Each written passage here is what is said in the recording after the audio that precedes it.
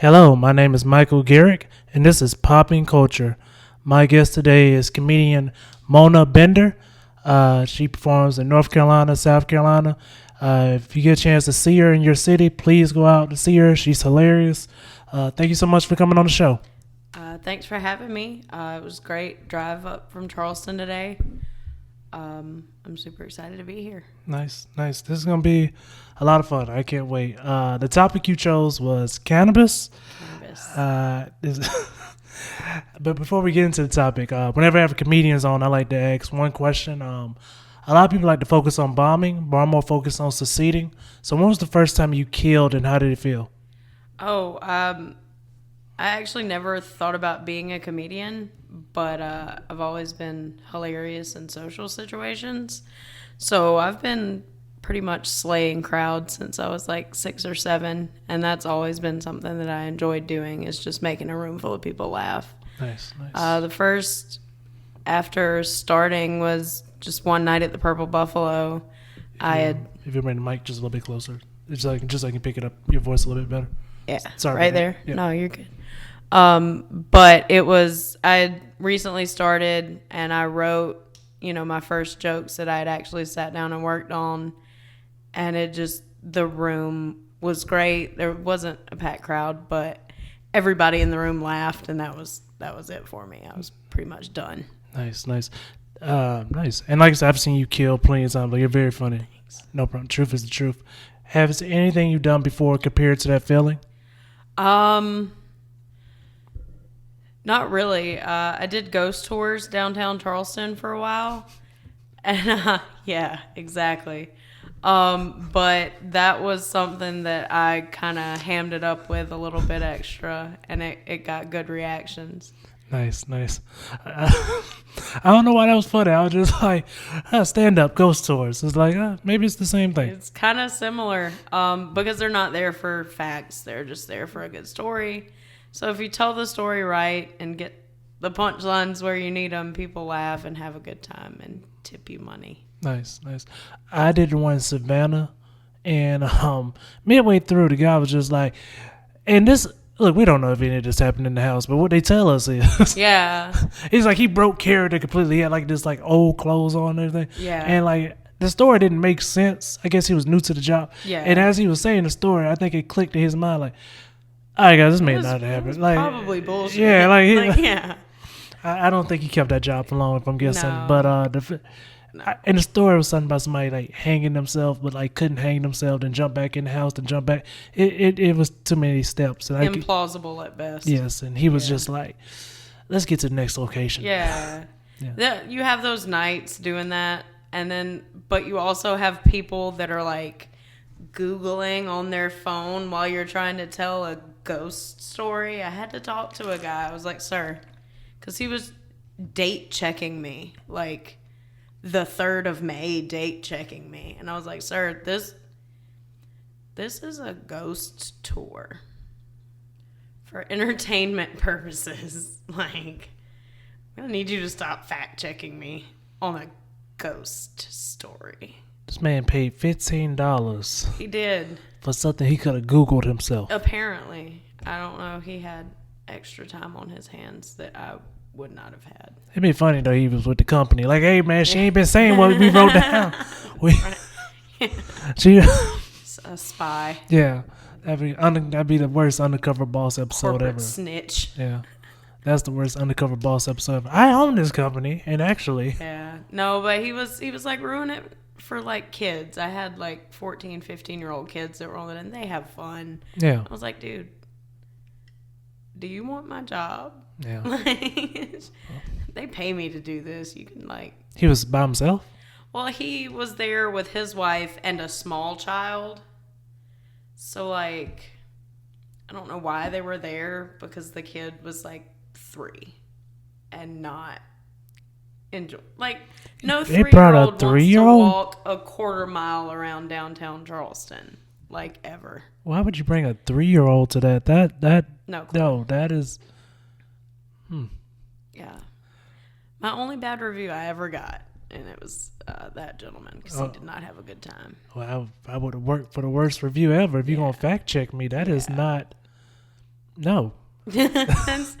You've missed the entire point of what we're doing here. Yeah, like, I hope nobody ever does that with my jokes. Like, Right? Like, I have a few friends that are assholes, but I have a good bit of friends that are assholes. Most of my friends are assholes. But I'll be damned, one of my friends like, that's not even how that happened that night, Mike. I wasn't even, you weren't even there. I told you that story. I carried you out of the bar. Yeah.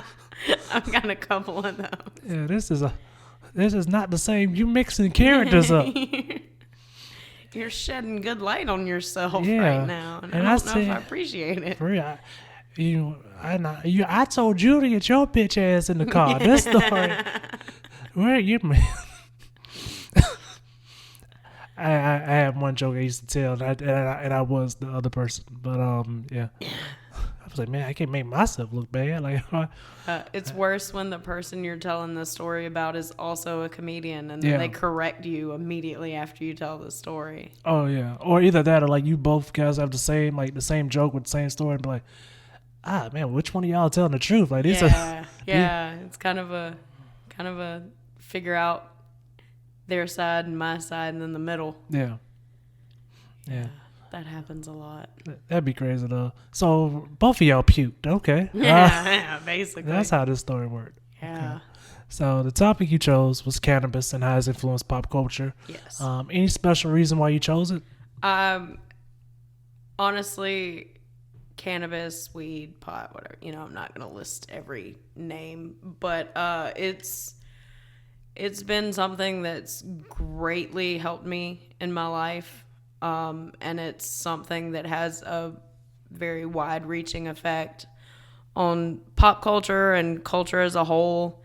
And I'm a huge advocate. I think, obviously it doesn't work for everybody, but it does more harm than good, or it does more good than harm.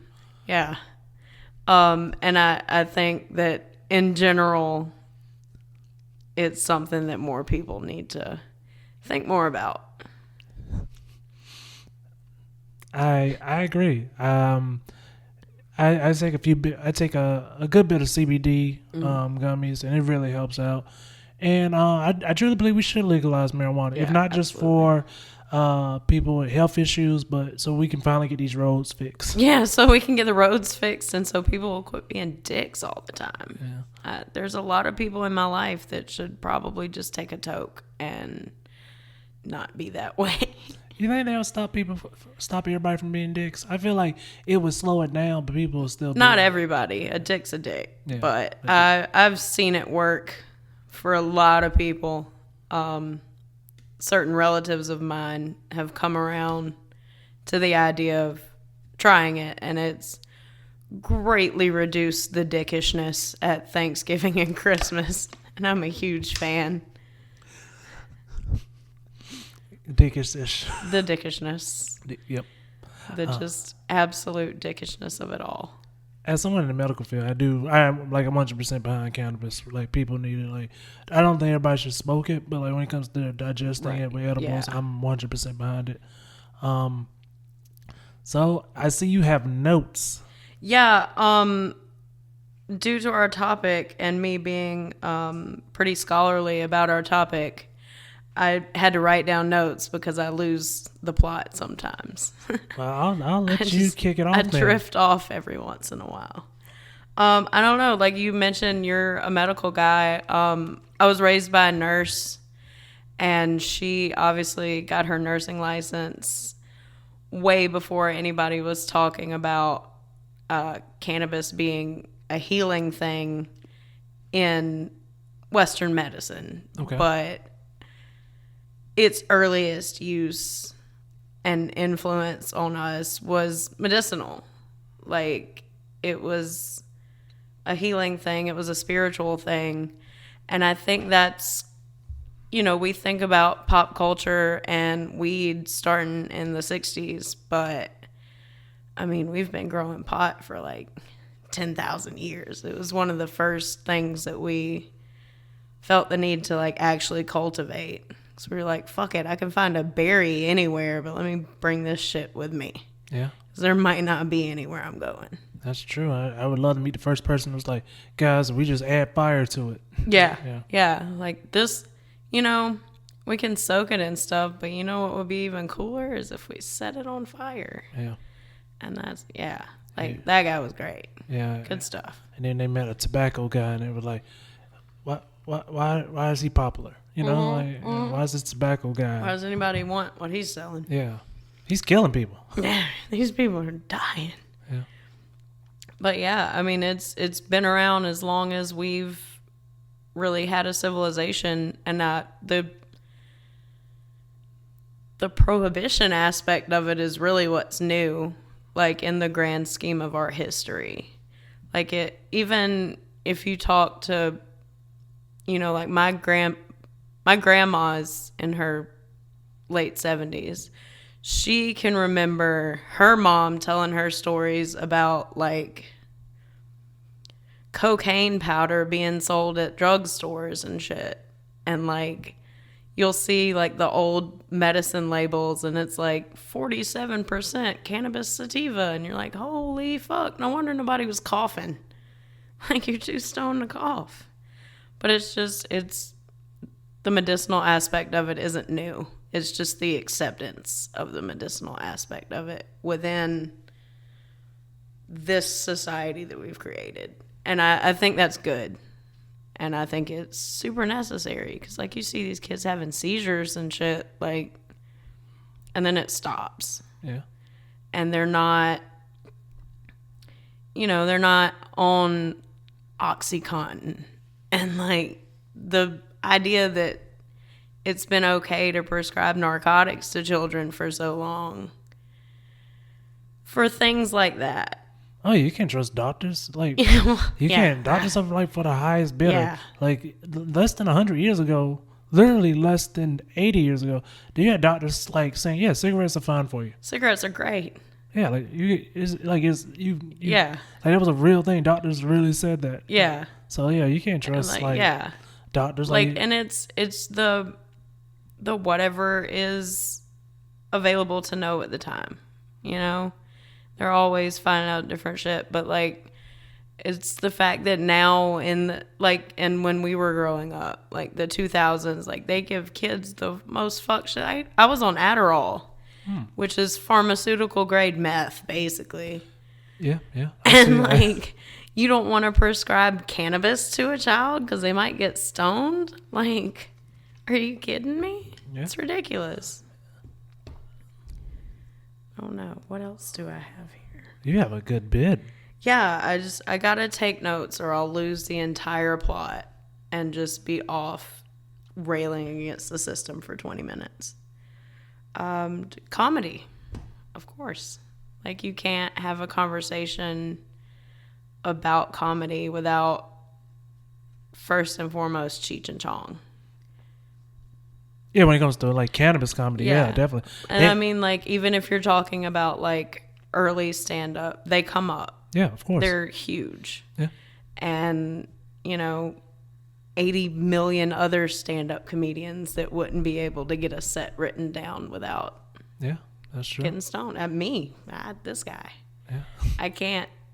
It just focuses. Yeah, I remember you let me hit your pen the last time I did a Purple Buffalo, like literally right before I got on stage, I hit it, and then I got on stage and I was like, it was just a carefree set. Like it was just like I forgot. I think I did like 9 minutes, but like it felt like 3. Yeah. Like and I was told that I did amazing. It's so much easier. But I have no idea.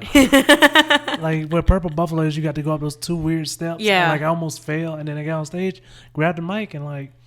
I was like, okay, this is gonna be smooth sailing. If I bomb, I won't know. I won't care. Yeah, I would not. But thank goodness I didn't. But yeah, I appreciate you for that. Of course. I mean, to go back to Cheech and Chong, did you know? Because at this time they had turntables, so they had big record players. Yeah. In their albums, in the vinyl albums, they had rolling papers in them. Shut up. With Cheech and Chong. Yeah, you can still buy the original ones. And I think they have hilarious. reprints where like they still have the same like Cheech and Chong, but I think now it may be hemp paper back then. Hemp papers, of course. And they had Cheech and Chong, and they were rolling papers. That's fucking great. Yeah. I didn't know that actually. Well, I don't know how long you stay in Columbia, but Stretch and Spin, I think they still have a few of them reprints, not the new ones. Oh, I know, yeah. and those have a few rolling papers in it. Oh yeah, I'm not necessarily staying long today. Yeah. I gotta go prepare for the festivities tomorrow. I got you. Leave the milk and cookies out for Snoop Dogg and all that. Nice. But I'm. Oh, staff. Yeah, that's right. Yeah. Tomorrow be 420. But yeah, I come up here fairly frequently now. I've got friends in town that I hadn't seen in a while. Yeah.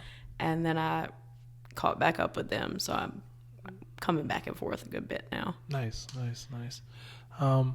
But another person when it comes to comedy, have you seen the movie Super High Me? I have, but the memory of seeing it is a little bit foggy. Yes. I think the guy's name is Doug something. I forgot his name just that fast. But he's a very funny comedian too, and he really is a good advocate for like marijuana. Yeah. Another comedian, his name just escaped me. He's a comedian. He's also very famous for being an atheist. He has a show. I want to say HBO where he talks politics. Oh, word. Oh man, I forgot his name. He's really old. He's an old guy. I do a lot of avoiding listening to comedians talk about politics. Yeah, me too. I try to avoid politics, and Yeah. unless I hear something that was like, "Whoa, that is not good." Let's yeah, not. yeah. Unless we have to pause and rewind, Yeah. I generally kind of leave it on the table because Yeah, I never try to put in my set. most people don't want to hear my thoughts. Yeah. I don't want to. I try my best not to put politics in my set Yeah. unless it's something that I know everybody will laugh at. Right. And even if you don't laugh at it, it's probably because you're like. It's probably because you're fucked up. Yeah, you're that 1% that was like, you know what, that was okay. That was okay for that to happen. That was acceptable for that to happen to that person. Yeah. Oh, bro. No, yeah, how did that happen? You know. Yeah. When it comes to music, lo-fi. Do you know what that is? I'm pretty familiar with lo-fi. Okay. I do smoke. I also do a few other things that make lo-fi something that I've come across once or twice. I like to space out and look at lights. So I recently, it was the funniest damn thing. I found a lo-fi of, it was like the bathroom at a party in 2006. Okay. And I was like, this is the wildest. And it was just like background noise of like some All-American Rejects being played in a different room. And I actually kind of spaced out of that for a little bit. Nice. I'm more like the coffee shop, and I do like the Fresh Prince Wi-Fi. If you guys ever get a chance, I think it's on Spotify and YouTube, but it's like this Fresh Prince Bel Air. Nice. Lo-fi, not Wi-Fi, lo-fi.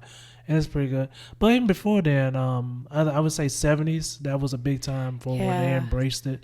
And even now, I think Snoop Dogg and Willie Nelson are two artists that like, they have like albums dedicated to just like. Oh yeah, they did a song together Yeah. that I really enjoy. It's called My Medicine. Yep.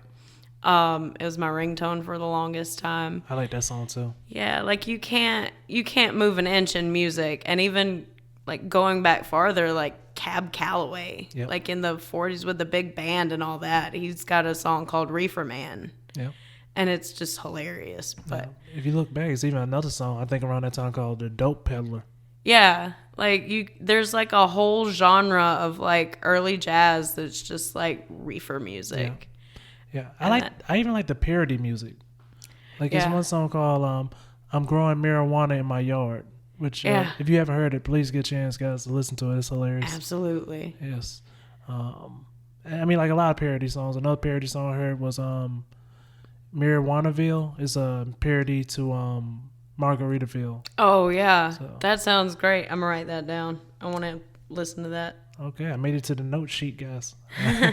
But like, yeah, when you get into like mixing comedy and music, like we're about the same age. I'm sure by the time you were in middle school, you knew all the words to Colt 45. Yes, Afro Man. Like Afro Man, Because I Got High. Yes. Like I watched an entire bar full of people lose their minds because somebody was singing Because I Got High on karaoke less than a week ago. Yes. Like, and scanning the crowd briefly, there were plenty of squares in the room that had never, not once, you know? Yeah. It's just, it's so pervasive that it's everywhere. I love the fact that I love the song, but if you ever just paid attention to the lyrics, it is very depressing. It is a horribly depressing song. Like it wasn't until maybe like when I got in my late 20s where I was just like, oh wow, that last verse hits hard. This man ruined his life. Yeah, now I'm jacking off. Like, I think I'd have stopped it before that. Yeah. I think it was interfering way before you let on. Yeah, but the whole time I listen to that song now, I'm just like, no, this is crack. This man is on some different shit. Yeah, weed has never led nothing like this. No, this is not how potheads live their lives. No. We always have something to eat. Like, yeah. And we're real protective of, like, our limbs. Yes, very much. You can't light a bong with that. Yeah. You know? Some smokers are not too protective when it comes to their teeth, but definitely their body parts. That's true. Yeah. My dentist is big on like, hey man, your gums, and I'm like, yeah, I know. That's why I keep coming to you. Yeah. Fix them. 6 months, I come to you every 6 months. I have not missed an appointment. It's your job to fix that. Yeah. Oh, you're doing great on your teeth, but your gums, like I know. I need you to look at them. Please make sure they're okay. Thank you. Yeah. This is Do your job. Yeah, you should be happy that you have a repeated customer. So Yeah. you are a need, not a want. Yes. Like, you should be proud that I keep coming here. Yeah, you should be like, yep, he's coming back. And Yeah, exactly. And like you said, comedy and music play hand in hand. Adam Sandler, I don't know if you're a fan, but like a lot of his music has a lot to do with marijuana. Yeah. He has a song that never fails to make me cry about his dad. Yeah. And there's a verse in it about his dad finding weed in his drawer or something, and it just cracks Stand me the up. Man. Yeah, I love that thing. Yeah, the name of the song, Stand the Man, guys. Definitely check it out. Oh, yeah. We're dropping gems today. Yeah. Like, we're dropping real gems, It's a guys. whole entire playlist to this. Yes. Oh, yeah, for real. Episode. It's a track list. Don't worry about it. Yes, you guys are welcome. I love the fact that majority of people are going to watch this episode high. Like, that's what I'm going to love the most about it. Yep. Nice. It's always a good time to have me on. Yes. People are going to be stoned. Yeah. Anytime you want to come back, just let me know. I'm here. Like I said, anytime you want to come back, just let me know. When it comes to movies, what's your favorite movie to watch high? My favorite movie to watch high? So we are going to talk about one that's one of my favorite movies to watch high. But I actually really enjoy watching, it's a Wes Anderson movie called The Grand Budapest Hotel. Yeah. Just the way that he films and the cut scenes that he does, it's always great to just be stoned watching it. And it's a great movie by itself. Yeah, I love it. Ralph Fiennes is great. I don't know the actor who plays Zero. Me either. But just the whole movie is great. I love the way Wes Anderson films. And the plot is just, it's humorous to me. Wow, and it's a great film, man. Yeah. God. Wow, you're lucky. That's great, man. Also, Reefer Madness is a really fun one to watch if you're absolutely baked. The original or the like 30s propaganda movie. Yeah, they made a remake, which was just to make fun of the old one. Yeah. And so for the longest time, I had only known about this remake, which I didn't know was a remake. Yeah. And then like eventually someone was like, no, it was in black and white. Like, no, it's not. It's in color. So I finally got to see the one in black and white, and I was like, I'm pretty sure this scared people back in the day. Yeah, oh, it absolutely did. As much as it's a comedy now for us, back in the day, I'm pretty sure this was some terrifying. Yeah, like especially if it's like something new that you've known. Because I grew up in the middle of nowhere, and we would hear like 3 years later that drugs were coming through major cities that were finally like starting to trickle out to where we were. And, like, you know, when bath salts first started happening, it was like, oh, God, you're going to eat somebody's face off. And, you know, it's the same thing. It's like the the propaganda, like making people terrified that one hit and you're gonna axe murder your whole family or something. Like it's, and it worked too because my grandparents, up until fairly recently, and I mean they're boomers. Like they were 20 in the 60s. You know, they were young adults when all the hippie stuff was going on, and they were like, nah, that shit makes you crazy. I'm not touching that. So when you say middle of nowhere, you mean like I live 30 minutes away from something, or Courage the Cowardly Dog? Courage the Cowardly Dog. Okay. Yeah, pretty much. Because I joke about, like, I grew up in a little town, but like I realized how close I was to Columbia. Like I was 40 minutes from Columbia. Yeah. So I respect now when people are like, no, Walmart came through and took everything over. Yeah, like less than 10% of the country lives more than 20 miles from a Walmart, and we were in that. Oh, they're now Walmart left Winsboro now, so yeah, they're kind of like that, but not really. Like there's a Walmart in Orangeburg, and that's a 30-minute drive, and there's a Walmart in Manning, and that's a 25-minute drive. You might as well just shop at Sam's at that point if you ain't never, you know. Basically, if you're gonna have to hitch up the horse and buggy to go do anything, you might as well get like 6 months of toilet paper at a time. Exactly. That was a lot of what happened. Yeah, but like COVID before COVID, right? Get all the toilet paper. Oh yeah. Oh, if a hurricane was coming, just all the milk, all the eggs, French toast for days. Yeah, buy a chicken if you have to. Yeah, right. So I am jealous because you have an amazing, great movie that you watch when you're high. Unlike you, I have a movie that you should never watch sober, whether without alcohol or cannabis. My favorite movie to watch is Osmosis Jones. Yes. And the little pill dude. Yeah, right? if you have not seen the movie, there's no reason to see it now. But when you're get stoned and watch it. If you get stoned and watch it, you'll be like, this is pretty good. This is good. It's very exciting to see what's going on you'll in be there. Like, oh my God, Chris Rock is fighting this immune system. Bill Murray's in this movie. Why? And yeah. Dear Bill Murray, why? Yeah, money. I'm pretty sure him and money. Chris was money. Money is the answer. It was not to win any awards. Nobody finished this movie. Was like, you know what, kids are gonna love it. No. This is gonna be a winner. Yeah. See you guys at the Oscars. No. Yeah. None of that happened after that movie. So a lot of actors talk about smoking weed. What actor would you like to smoke weed with? Oh my God. There's actually two that are tied, and I would like to smoke weed with them together if I could possibly manage it. And it's Matthew McConaughey and Woody Harrelson. That makes total sense. Yep. That makes total sense. If I could get those two dudes in the same room and like all get high, that would be the best day for me. Nice. That's nice. Yeah.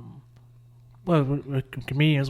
Who are two comedians you like to smoke with? Oh, comedians, God. Probably Bert Kreischer. I'd love to get stoned with Bert. I just feel like he's the guy that does entertaining things when he gets really, really high. And then also, Tommy Chong is probably the person I would most want to get high with ever. Nice. But beyond that, like, he's at a certain caliber of comedian and stoner that I don't think I'll ever get to make that jump. But I'd probably like to get stoned with any of the guys from Workaholics. Nice. That would be fun.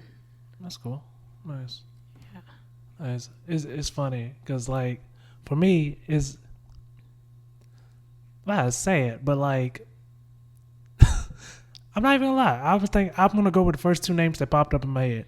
The first two people I want to get stoned with is comedian Matt Addy and comedian Pudgy and Doug Allen. Oh, you mean like people we know? No. It could be anybody. It can be anybody. But like, I didn't think of any celebrity when I went to comedians. I was like, just comedians I know popped in my head, and I didn't want to like fake it and be like, Nah, I want to smoke with like Dave Chappelle. Like, no, those are the three names that popped in my head that like I totally can do. Like, it'll probably get done, but like, those are three comedians that popped in my head. I was like, you know what? I know they smoke, and they're probably cool. Yeah, I've actually smoked weed with all of the comedians I know that smoke weed, so that's dreams achieved. Yeah, so I was like, yeah, those are the three that are like, they're still cool. Doug is super fun. I believe it. He's just super. His mind just goes. Nice. It's great. I love it. Nice. And to all my employers, I mean CBD. Yeah. To all law enforcement, Mona Bender's my real name. Yeah. Thank you. Exactly. I do mean CBD. But so the other ways that cannabis has like moved in popularity, what TV shows do you think have helped it move up in popularity?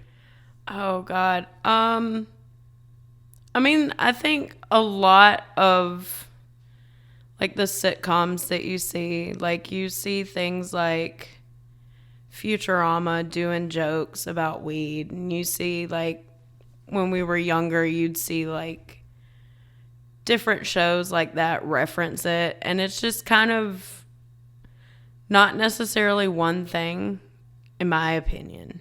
It's just kind of seeped into the collective consciousness to where it's like, oh, 420, haha. Or like, this character's a stoner, haha. But honestly, Scooby-Doo. Nice. Because for generations, parents have been letting a stoner who talks to a dog into their children's minds. Sure. I give a lot of credit to That 70s Show too. Oh, That 70s Show for sure. Yeah. I love the fact that Joe Rogan, I don't know if you listen to his podcast or watch him, but like one episode, this was years ago, he finally like gave the secret why. If you notice, on That 70s Show, they never actually showed them smoking marijuana. And if you watch Joe's podcast, except for the incident with Elon Musk, they really don't show they never show people actually smoking marijuana. Smoking, and I don't even think they showed Elon. No, maybe they did show Elon Musk smoking. But most of the time, it's taken off of them while they're smoking. Right. You know, and it was just because like as popular as it is, there's a lot of people that still like frown, like like just seeing it, just like seeing someone actually do like the tongue-in-cheek joke of it, like cutting to them in the circle and it being like smoky in there. Yeah, that makes sense. Yeah, but it never actually showed them. They never were actually like toking. Yeah. That's crazy. That is a thought. True. So, and I feel like he's just a staple when it comes to cannabis. Willie goddamn Nelson. Maybe because I'm from the South. Maybe because we're from the South. I'm sure. Absolutely. That may be the reason why. But as someone that grew up in the South, why do you believe Willie Nelson is so important when it comes to the popularity of cannabis? Well, for one thing, Willie Nelson stepped off the Mayflower and planted a weed plant on Plymouth Rock. And he's been smoking ever since. Honestly, I think that's part of it. It's, he's a person that you can point to and be like, he's like 93 years old and he's been smoking pot since 1956. Yeah. If it was going to kill anyone, it would have been him by now. Yeah. So that was a thing. And then he's not necessarily, when you think about it and different types of stoners, he's not necessarily a different type of stoner. He's just very much, he was a stoner of his era, the 70s, when like he became as well known for being a pothead. That was when like potheads were outlaws, kind of after the whole hippie thing. But like, you see a guy on a motorcycle with a leather vest, you're like, that guy smokes pot. And that was that era, especially like in country music, where he was part of that whole gang of guys that were like outlaw country.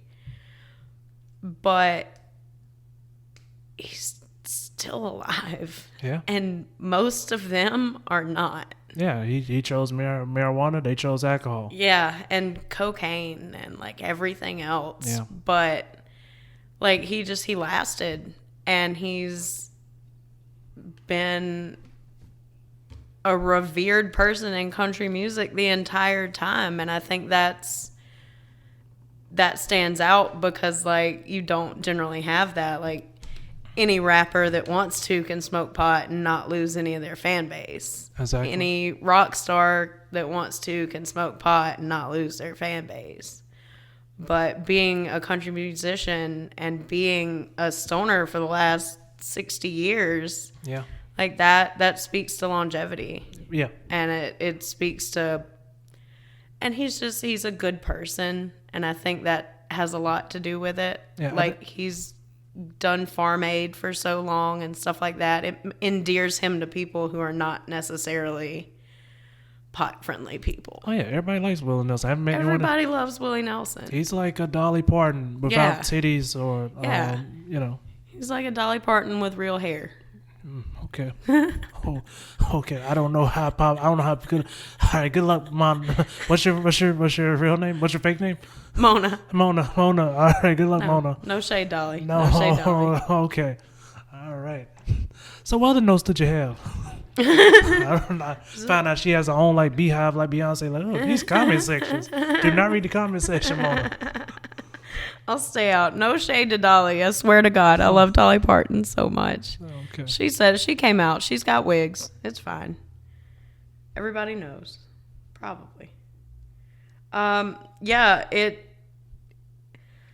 kind of spills over beyond just like musicians and comedians, and like you have people like back in the day, like Carl Sagan is now notorious as having been a pothead, and he was a Harvard professor of like fucking astrophysics or some shit that I can't even comprehend. But he started like Cosmos, and like a whole generation of kids knew shit about space because of this dude, and he's, getting baked. Yeah. Like and it, it kind of shines into like responsible stoners and how it's never been something that's been a myth. Yeah. You're not going to be out like fucked up on weed at 5 a.m. and not write your fucking dissertation or whatever. You smoke and then you do the thing. Yeah, you smoke some CBD and you don't have to worry about headache in the morning. Yeah, exactly. And also when you get into like something I really enjoy, being that I smoke fairly regularly, is like celebrity chefs, like all the cooking shows and all that. And then you start to learn that people that are huge in that are, their lives are wild. Like Anthony Bourdain had a quote that I really identify with, and it's something to the effect of like, every day I wake up and I have to fight the voice inside of me that says stay at home and smoke weed and watch cartoons and go out and live my life. And I deeply understand that, because it's like, if you're on the couch watching cartoons stoned, you don't have to deal with whack shit. Like, it's a peaceful place. And it, as somebody who has a lot of anxiety about everything all the time, like, it's kind of a barrier for me. And knowing that somebody as successful and like well-traveled as Bourdain has that thought every day when he had. What's he famous for? The only thing I know about this guy is he paid off the woman. This woman raped a kid apparently, and then he paid, like, it was his girlfriend. And he paid him like $300,000 for him to stop talking. Oh shit! Like, what is he actually famous for? I did not know that. Yeah, all thing I know him for paying off his girlfriend time. Like, apparently raped a 17-year-old, and she was like maybe twice his age. Oh fuck! Yeah, like, that's the only thing I know him for. But apparently he was. Like, he had a great career, whatever he did, but like, I don't think I know it's for that, because it's like, you would think you would just break up with your girlfriend and be like, whoa, No. I don't want to be with... no, you end that relationship. Yeah, I don't want to be with someone that's sleeping with... I did not know that. That's rough. Yeah. No, he was a chef. Okay. He also... In that, he overdosed on heroin. So he had other things that he was dealing with. Yeah. But the weed part of it, I understand. Okay. Wow. Yeah. Let's see. I think that's all of my notes. Nice. So, wow, I hate to end on a down note. Damn. Yeah. New facts for me. Yeah, I mean, you dropped some gems though. Definitely, guys, we should definitely make a playlist out of this. Definitely. Somebody write it down. Yes. Well, thank you so much for coming on the show. Sure. Is there anything you'd like to say to your fans? Hey, Mama. Okay. It's good to see you. No, if you are interested in following me, not in real life, it's on Instagram at Mona FKN Bender. I don't have any shows or anything coming up too soon, so just follow me and you'll find out when things are happening. Oh, guys, make sure you follow her. She's hilarious. Thank you so much for coming on the show. Sure. And you Happy guys to be here. Thanks. And you guys have an amazing day.